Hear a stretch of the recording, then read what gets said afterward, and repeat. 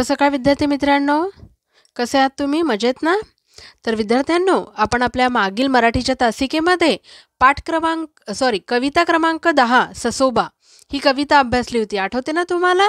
हां, तर आज आपण त्या कवितेवरील स्वाध्याय म्हणजे प्रश्नोत्तरे बघणार आहोत. तुम्हाला कविता आवडली असेल नक्कीच, हो की नाही? ससा रे ससा, असा रे कसा, ताठ असती तुझे कान, तोंडावरती मिशा छान, डोळे तुझे लाल लाल, गुबगुबीत तुझे गाल, अंग तुझे पांढरे पांढरे, दिसे किती छान गजिरे, शेपटी तुझी इवलीशी, हालवतोस अशी कशी, गवत खातो कुरू कुरू, चालतोस तू तुरू तुरू, चाहूल लागता थोडीशी, मारतोस तू दडी कशी, असा रे कसा भित्रा तू ससा, असा रे कसा भित्रा तू ससा. तर अशी आपली कविता होती की नाही? आठवली असेल तुम्हाला मी म्हटल्यावर. हां, तुम्ही सुद्धा ती म्हणायची आहे आणि त्या कवितेचा सराव करायचा आहे बरं का. हां, तर आज आपण या कवितेवरील स्वाध्याय बघणार आहोत. ठीक आहे. तर जे तुमच्या कवितेच्या खाली पाठ्यपुस्तकाच्या खाली जे दिलेलं आहे ना, ऐका म्हणा, है ना, तर हे सुद्धा आपण स्वाध्यायामध्ये बघणार आहोत. पण तरीसुद्धा मी तुम्हाला ओव्हरलुकिंग इथे सांगून देते. बघा, ऐका म्हणा. सश्याचे कान कसे आहेत? तर सश्याचे कान ताठ आहेत. सश्याचे डोळे कसे आहेत? सश्याचे डोळे लाल लाल आहेत. सश्याचे गाल कसे आहेत? सश्याचे गाल गुबगुबीत आहे. सश्याचे अंग कसे आहेत? सश्याचे अंग पांढरे पांढरे आहे. सश्याची शेपटी कशी आहे बरं? तर सश्याची शेपटी इवलीशी आहे. सश्याच्या मिशा कशा आहेत? तर सश्याच्या मिशा छान आहेत. असं वर्णन आलं आहे ना आपल्या ससोबाबद्दल कवितेमध्ये. हां, तर त्याच हे छोटे प्रश्न, सश्याचे कान कसे आहेत, सश्याचे डोळे कसे आहेत, तर त्यांनाच आपण प्रश्नाचं स्वरूप आपल्या स्वाध्यायामध्ये दिलेलं आहे. ठीक आहे. त्याच्यानंतर खाली आहे एक प्रश्न बघा, तर तो सुद्धा मी तुम्हाला तुमच्या कॉपीमध्ये दिलेला आहे. तर आपण डायरेक्ट आता वहीतून बघूया. ठीक आहे. तर चला मग, तर आपण बघूया. कविता क्रमांक 10 ससोबा, ती एक कविता आहे आणि कोणी लिहिलेली आहे? तर बालाजी बिरादार. ठीक आहे. बघा, ससोबा ही कविता सुवाच्य अक्षरात लिहून काढा. सर्वप्रथम तुम्ही जेव्हा या कवितेचं नाव टाकाल त्यानंतर तुम्हाला अगदी सुवाच्य अक्षरामध्ये कविता जी तुमच्या मराठी सुलभ भारती पाठ्यपुस्तकामध्ये दिलेली आहे ती तुम्हाला छान लिहायची आहे, जेणेकरून तुमचं शुद्ध लेखन होऊन जाईल आणि कविता कशी लिहायची याचा सराव देखील होईल. ठीक आहे. मग कविता लिहून झाल्यावर तुम्हाला काय करायचं आहे बरं? तर कविता लिहून झाल्यावर तुम्हाला या पाठातील शब्दार्थ म्हणजेच ज्याला आपण समान अर्थाचे शब्द, समानार्थी शब्द असे म्हणू. ठीक आहे. तर बघा, ताठ, ताठ म्हणजे त्याला समानार्थी शब्द काय आहे? सरळ. भित्रा, त्याला काय आहे समानार्थी शब्द? घाबरट. गुबगुबीत म्हणजे काय? लठ्ठ. डोळे, डोळे म्हणजे काय बरं? तर नयन किंवा त्याला आणखी एक पर्यायी शब्द आहे, नेत्रसुद्धा म्हणतात बरं का. डोळ्याला काय म्हणतात? नयन आणि नेत्रसुद्धा म्हणतात. नंतर गोजिरे, गोजिरे, गोजिरेला काय म्हणतात? तर गोजिरे म्हणजेच कसं? सुंदर. आणि त्याला आणखी एक पर्यायी शब्द आहे, तो म्हणजे देखणे. गोजिरेला काय शब्द आहेत बरं समानार्थी? सुंदर किंवा देखणे. तुम्हाला दोन्ही शब्द माहिती व्हायला हवेत म्हणून मी दोन्ही शब्द इथे देत आहे. ठीक आहे. दोन्ही लिहायचे आहे तुम्हाला. इवलीशी, इवलीशी म्हणजे काय? छोटीशी किंवा लहान. इवलीशी म्हणजे काय? छोटीशी किंवा लहान. हे झाले. हां, दडी, एक शब्द राहिला होता आपला, दडी. दडी म्हणजे काय? तर लपणे. दडी म्हणजे काय? लपणे. तर अशा प्रकारे विद्यार्थ्यांनो ही आपली समानार्थी शब्द आहेत. आता आपण यानंतर आपल्या प्रश्न उत्तराला सुरुवात करूया. तर चला बघा, स्वाध्याय.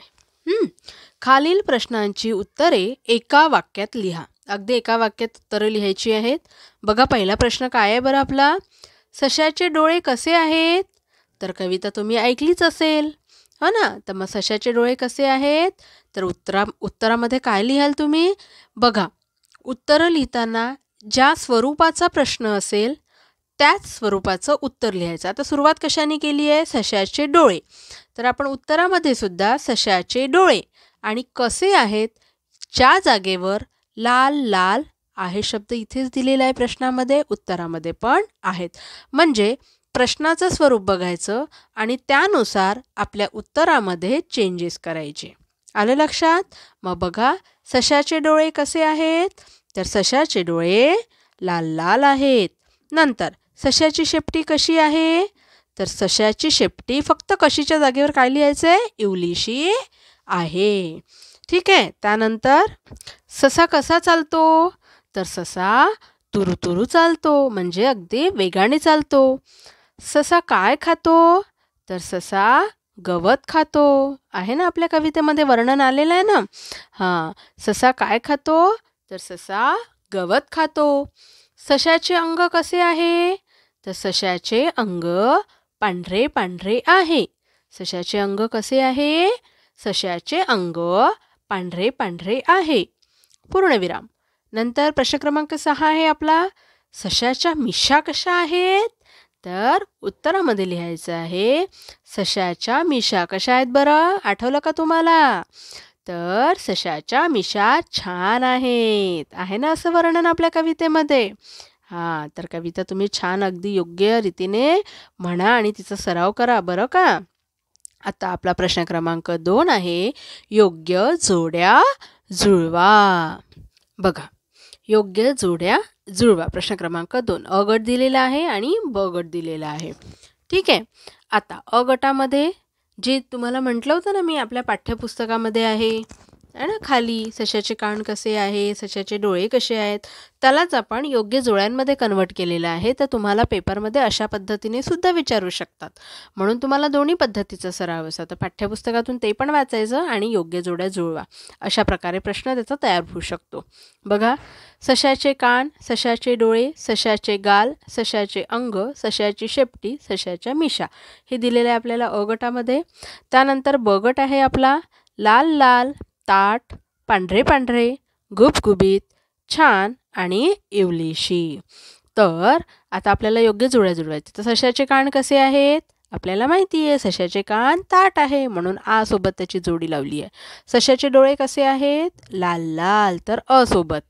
सशाचे गाल कसे आहेत? गुबगुबीत. सशाचे अंग कसे आहे?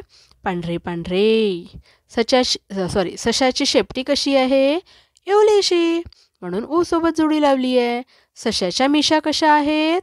तर छान आहेत म्हणून ऊ सोबत त्याची जोडी आपण लावली आहे. त्यानंतर आपण थोडा व्याकरण विभाग बघूया. विरुद्धार्थी शब्द लिहा. काही शब्द आले, त्याला विरुद्धार्थी शब्द काय असतात बरं हे आपल्याला माहिती असावे म्हणून. ताठ, ताठ म्हणजे एकदम सरळ, मग त्या विरुद्धार्थी शब्द काय होईल? वाकडे. काय होईल? वाकडे. पांढरे, काळे. आणि भित्रा, त्याचा विरुद्धार्थी शब्द आहे धीट. काय आहे बरं? धीट. ताठ, वाकडे, पांढरे, काळे, भित्रा, धीट. अशा प्रकारे आपले हे विरुद्धार्थी शब्द आहेत. नंतर आपला व्याकरण विभागातील दुसरा प्रश्न आहे, सारख्या उच्चाराने शेवट होणारे शब्द, त्यालाच काय म्हणतात? यमक जुळणारे शब्द लिहा. ठीक आहे. म्हणजे ज्याचं शेवटी सारखे सारखे शब्द असतात, जसं ससा, कसा, कान, छान, लाल, गाल, बघा ल ल आहे शेवटी. इवलीशी, कशी, किंवा आणखी एक शब्द आलेला आहे कवितेमध्ये थोडीशी. ठीक आहे, शी शी शी आहे ना. नंतर कुरू कुरू, तुरू तुरू, रू शब्द आहे शेवटी. तर यालाच आपण जे इंग्लिशमध्ये म्हणतो रायमिंग वर्ड्स, त्यालाच मराठीमध्ये सुद्धा तुम्हाला शब्द माहिती हवा, यमक जुळणारे शब्द. बऱ्याचशा मुलांना यमक जुळणारे शब्द माहिती नसतात. अगदी सोपी आहे, कवितेतच दिलेले असतात, कवितेमधनं शोधून लिहायचे असतात. फक्त शेवटचं अक्षर बघायचं, सारखं सारखं आहे का? हां, तर मग ते आहेत आपले यमक जुळणारे शब्द. त्यानंतर आहे आपल्या पाठ्यपुस्तकामध्ये जो दिलेला आहे प्रश्न, तो घेतला आहे मी इथे. एकच शब्द 2 वेळा वापरून तयार झालेले शब्द या कवितेत आले आहेत. जसं उदाहरण दिलेलं आहे लाल लाल. ठीक आहे. तर तसे आणखी कोणते शब्द आले आहे बघा, पांढरे पांढरे, कुरू कुरू आणि तुरू तुरू. ठीक आहे. त्याच्यानंतर तुम्हाला मी गृहपाठ दिलेला आहे, तो गृहपाठ तुम्हाला करायचा आहे. गृहपाठमध्ये तुम्हाला कवितेमधनं या ज्या ओळी दिलेल्या आहेत त्या ओळी तुम्हाला पूर्ण करायच्या आहेत. खालील कवितेच्या ओळी पूर्ण करा. ताठ असती रिकामी जागा ते तुम्हाला पूर्ण करायची आहे अगदी, आणि ज्याच्या शेवटी छान येतं इथपर्यंत. नंतर चाहूल पुढचे शब्द तुम्हाला पूर्ण करायचे आहेत, तर दडी कशीपर्यंत. ठीक आहे, हा झाला तुमचा गृहपाठ. तुम्हाला स्वतः लिहायचं आहे बरं, कोरा ठेवायचा नाही. ठीक आहे. आणि त्यानंतर तुम्हाला एक उपक्रम आहे या पाठावर, या कवितेवर आधारित, आणि ते म्हणजे तुम्हाला सशाचे छान तुम्हाला आवडणारे असे चित्र काढायचे आहे.